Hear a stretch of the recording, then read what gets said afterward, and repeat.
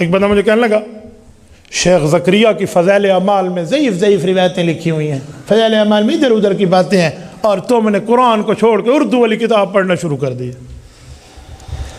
میں نے کہا پہلی بات ہے عقیدہ حیات النبی صرف فضائل اعمال میں نہیں لکھا، قرآن میں لکھا ہے جو میں آپ کے سامنے پڑھ رہا ہوں، جو میں نے پڑھا ہے نا فضائل اعمال نہیں ہے، یہ اللہ کا قرآن ہے۔ یہ تو فیصلہ ہو گیا کہ صرف فضائل اعمال کی بات نہیں ہے۔ اور جہاں تک آپ کو فضائل اعمال کا مسئلہ ہے نا، اس کی میں جواب عرض کیا دیتا ہوں۔ کس نے کہا ہم نے اردو والی کتاب کو شروع کیا قرآن چھوڑ دیا؟ فضائل اعمال تو بہت سی چیزوں کا نام ہے، ایک آیات صحابہ کے واقعات، عورتوں کے، مردوں کے۔ فضائل قرآن شروع قرآن سے ہوتی ہے، 40 آیات اور اس کے ترجمے ہیں اس میں۔ فضائل قرآن، پھر فضائل نماز، پھر فضائل ذکر، پھر فضائل رمضان، پھر فضائل تبلیغ، پھر فضائل درود شریف، پھر موجودہ پستی کا واحد علاج۔ یہ شیخ زکریا نے سب کو لکھا ہے۔ تجھے کس نے کہا ہم نے اردو والی کتاب کو تب مانا ہے اس میں قرآن کی باتیں اور ہمارے نبی کا فرمان ہے؟ کہتے ہیں ضعیف ہے۔ میں نے کہا میرے بھائی ایک بات یاد رکھ، 1 منٹ، عوام میں یہ گمراہی مت پھیلاؤ ضعیف ہے۔ اور میں تمہیں بتاتا ہوں ضعیف حدیث کیا ہوتی ہے اور صحیح کیا ہوتی ہے۔ اس کے مسئلے تو اب علمی ہیں، لیکن میں کوشش کروں گا میں آپ کو سمجھاؤں عوامی لہجے میں۔ ان سے کبھی پوچھیں کہ یہ ہے پین اور یہ ہے کاغذ، بسم اللہ کریں ذرا لکھ دیں ضعیف حدیث کسے کہتے ہیں؟ یہ لکھ دیں نا، میں ان کے ہاتھ چوموں گا۔ کیوں؟ اگر یہ لکھ دیں وہ تعریف تو ان کی دال گلتی نہیں ہے۔ لوگ سمجھتے ہیں ضعیف حدیث کا معنی ہوتا ہے جھوٹی حدیث، حالانکہ ایسی بات نہیں ہے۔ میں اللہ کے گھر میں بیٹھا ہوں، ضعیف حدیث جھوٹی حدیث کو نہیں کہتے، اس کا نام ہے حدیث موضوع، جھوٹی حدیث۔ علماء بیٹھے ہیں، میں غلط کہہ رہا ہوں؟ ضعیف حدیث کسے کہتے ہیں؟ وہ کملی بھرا بہن کملی بھرا کملا کوئی گالتے صدیق کر میرے سامنے، کیا گمراہی پھیلانا شروع کر دیا تم نے؟ کہتے کسے ضعیف حدیث ذرا بتاؤ نا۔ او میں بتاتا ہوں، حضور کا وہ فرمان جس کو ایسا بندہ نقل کرے جو خود کبھی دین پہ چلے کبھی نہ چلے، مثلا سر ننگے بازار میں گھوم رہا ہے اور سر ننگے بیٹھ کے کھانا کھا رہا ہے، اچھی بات نہیں ہے۔ یہ محدث حدیث بیان کرے گا تو حدیث ضعیف بن جائے گی۔ کبوتر پکڑے ہوئے اثر کو کبوتر اڑاتا ہے، شام میں بیٹھ کے حضور کی حدیث سناتا ہے محدث ہے عالم، کبوتر بازی کا شوق پڑ گیا بیچارے کو، اس کی حدیث ضعیف ہے، نہیں مانتے۔ کیوں؟ تو نے غلط کیا، اپنے عمل ٹھیک کر۔ یہ ہوتی ہے حدیث ضعیف۔ یہ میں نے 2 مثالیں دی ہیں۔ اس کی وجہ سے پھر حضور کا فرمان ضعیف ہوتا ہے یا بندہ ضعیف ہو جاتا ہے؟ جو جھوٹی بات ہوتی ہے وہ حدیث ضعیف نہیں ہے، وہ حدیث موضوع ہے، اس کے اوپر میں بھی انکار کرتا ہوں۔ تو خدا کے بندے، ضعیف حدیث تو حضور کا فرمان ہے۔ اور پھر ضعیف حدیث کا مسئلہ بھی ہے کہ کسی مسئلے پہ 2-4 حدیثیں ضعیف آ جائیں تو کیا کرنا چاہیے؟ ایک بندے نے مجھے کہا فضائل اعمال ضعیف حدیثوں سے بھری پڑی ہے۔ میں نے کہا پکا رہنا، ذرا پکا رہنا، میں تیرا علاج کر رہا ہوں اصول حدیث سے۔ بھری پڑی ہے؟ کہتے جی۔ میں نے کہا اس کا معنی بہت سی ہیں؟ کہتے جی بہت سی ہیں۔ میں نے کہا آؤ ذرا، حدیث ضعیف کا مسئلہ کیا ہے؟ ان الحدیث تلقتہ الامۃ بالقبول یعمل بہ الصحیح حتی انہ ینزل منزلۃ المتواتر۔ امام ابن الحمام کی اٹھائیے فتح القدیر، وہ فرماتے ہیں ضعیف حدیث کا اصول یہ ہے کہ جب کئی ضعیف حدیثیں ایک مسئلے پہ آ جائیں اس کو ماننا ضروری ہو جاتا ہے، متواتر کے درجے پہنچ جاتے ہیں۔ اور تو ہمیں کہہ رہا ہے ضعیف ہے، اور تو کہہ رہے جی خدا کے بندے۔ او میں ایک حدیث شریف اور سناتا ہوں۔ قال ابن عبد البر في الاستذكار لما حكى عن الترمذي ان البخاري صح حديث البحر هو الطهور ماؤه واهل الحديث لا يصححون مثل اسناده ولكن الحديث عندي صحيح لان العلماء تلقوه بالقبول۔ استذکار یہ شرح ہے موطا امام مالک کی، اس کو لکھا ہے امام قاضی ابن عبد البر مالکی رحمہ اللہ، المتوفى 463 ہجری، آج سے 1000 سال پہلے کا محدث ہے۔ وہ لکھتا ہے کہ ہمارے مذہب اسلام میں ضعیف حدیث کا مطلب یہ ہے اگر اسے علماء قبول کر لیں وہ تو صحیح ہو جاتی ہے۔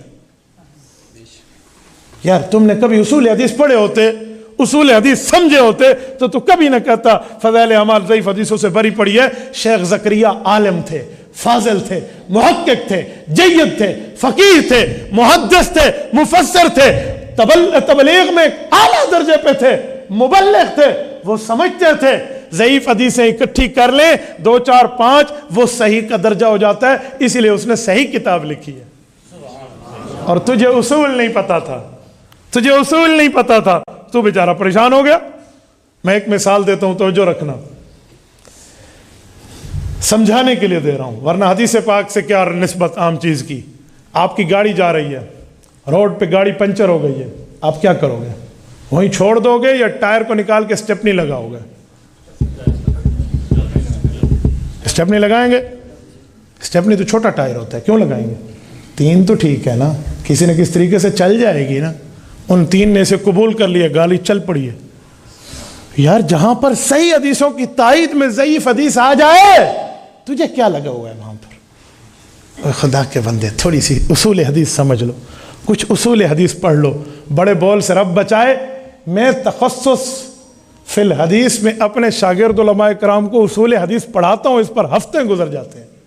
ہم اصول حدیث, ہماری فائل مرتب ہے جو اصول حدیث ہے. اصول حدیث کیسے کسے ہیں, اور صحیح حدیث کا مطلب کیا ہے, ضعیف کا مطلب کیا ہے, منکر کا مطلب کیا ہے, موضوع کا مطلب کیا ہے, مصحف کا کیا مطلب ہے, مدرج کا کیا مطلب ہے, اور حدیث پاک کا مرسل کسے کہتے ہیں, حدیث مشہور کیا ہے, حدیث غریب کیا ہے, حدیث عزیز کیا ہے, حدیث پوری ترتیب ہے. مسلسل بالسند, مسلسل میں منبر, کئی قسمیں ہیں حدیث کی, ان میں ایک قسم ضعیف بھی ہے, 16 اقسام ہیں. تو کون سی نہیں ماننی؟ وہ حدیث ہے جسے موضوع کہتے ہیں, جھوٹی حدیث ہے, اس کو ہم بھی نہیں مانتے. چھوٹی سی کمزوری کو ضعف کہتے ہیں نا. میں ایک مثال دیتا ہوں, ایک بندے کو بخار ہو گیا اور دوسرا بندہ ٹھیک ہے. جسے بخار ہو گیا وہ بندہ نہیں رہتا. یار بخار ہو گیا ہے تو بندہ نا, بخار کاٹ دے وہ جسم میں, جو بندہ ٹھیک ہے. یار وہ کبوتر بازی کرتا تھا, اگر جو اس نے حدیث بیان کی وہ کسی صحیح بندے نے میں کیا تو دونوں قبول کر لو. وہ تو اسے سزا دی جا رہی ہے. کس نے تجھے کہا ہے کبوتر بازی کر؟ سزا دی جا رہی ہے. کس نے تجھے کہا ہے کھڑے ہو کے کھانا کھا؟ سزا دی جا رہی ہے. کس نے کہا ننگے سر پھرنے کی عادت بنا؟ تو سزا ہے اس کو کہ حضور کی حدیثیں بیان کرے گا تو غلط کام چھوڑنے پڑیں گے. تو وہ تو اس کو سمجھایا جا رہا ہے, تو نے پوری امت کے ایمان کا بیڑا غرق کرنے پہ تیاری کر لی ہے.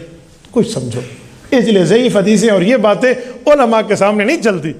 تو یہ مولوی کملے نہیں تھی کہ جو پوری فضائل اعمال کو پڑھ پڑھ کے سنا رہے ہیں. اردو والی کتاب تو اردو والی پڑھیں گے بابا, ہم عربی تھوڑی ہیں. اردو میں پڑھنا کون سا جرم ہے؟ جب تم تقریریں کرتے ہو تم عربی میں کرتے ہو. ہاں ساڑھے واسطے اردو آ گئی ہے, تو اردو میں صحیح لکھا ہوا ہے نا, تاکہ عوام سمجھ سکے. شیخ زکریا رحمت اللہ علیہ وہ تھے, سنو, جنہوں نے یہ پوری فضائل اعمال لکھی, جس میں فضائل درود شریف بھی ہے, فضائل حج بھی ہے, سب کچھ لکھا اور دعا کی, میرے مولا اگر یہ میرا عمل آپ کے بارگاہ میں قبول ہے تو مجھے حضور کے قدموں میں قبر عطا فرما. حضور کے قدموں میں قبر عطا فرما. مذاق نہیں ہے جنت البقیع میں قبر مل جانا, اللہ مذاق نہیں ہے پیغمبر کے قدموں میں آ کر ہمیشہ کے لیے سو جانا, مذاق نہیں. شیخ زکریا نے دعا کی, تو ایمان سے بتائیں شیخ زکریا کی قبر حضور کے قدموں میں جنت البقیع میں ہے یا نہیں ہے؟ آج بھی وہاں آرام فرمائے, آج بھی وہاں آرام. اس کی تو محنت کو, اس اردو کی کتاب کی محنت کو رب نے قبول کیا اور حضور کے قدموں میں جنت میں جگہ دے دیا, جنت البقیع میں. یہ دنیا میں قبولیت ہے اس کتاب کی. تو اس مقبولیت سے پریشان ہے کہ تیرے رسالے نو پڑھدا کوئی نہیں, تو پریشان ہے کہ میرے رسالے کو خریدتا ہی کوئی نہیں ہے.